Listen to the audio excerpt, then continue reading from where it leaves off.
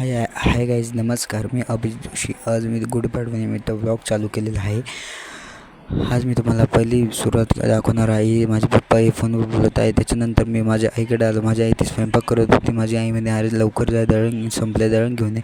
मग मी दळण घ्यायला निघालो. मग मी गाडीला स्टार्ट केलं आणि आई बापाचं म्हणे, अरे दूध पण घेऊन. मग दूध घ्यायला डेअरी जावं लागलं मला. डेअरीवरच्या काकांकडनं दूध घेतलं. मग दूध घेऊन मी चक्कीवर आलो. चक्कीवरच्या काकांनी सांगितलं दळण द्या. मग चक्कीवरच्या काकांनी मला दळण दिलं. त्याच्यानंतर मग मी गाडीला स्टार्ट केली आणि गाडी निघाली. त्याच्यानंतर मला मध्येच आठवलं, मग मी चप्पल घ्यायला निघालो. चप्पल घेताना म्हटलं लक्षात आलं माझ्या, पहिले देवीच्या मंदिरात जाऊ. मग देवीच्या मंदिरात गेलो. काल गुढीपाडव्यानिमित्ताने देवीच्या मंदिरात पण जाऊन आलो.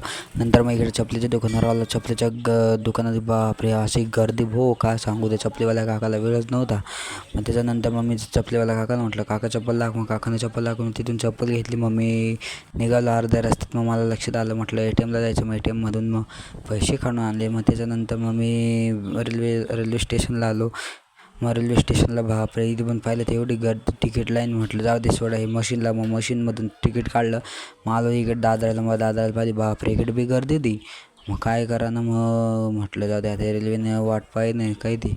मग वाट पाहिजे रेल्वे आली. मग रेल्वेत बसलो. बापरे मग रेल्वे चालू झालं. ते वडे गरम आणि ते काय बापरे बाप, त्या माणसं नुसतं चालू यायची. त्याच्यात ट्यूब आला काका आला अजून. त्या ट्यूबवाल्या काकाने तर अजून ट्यूबची सुरुवात करून दिली.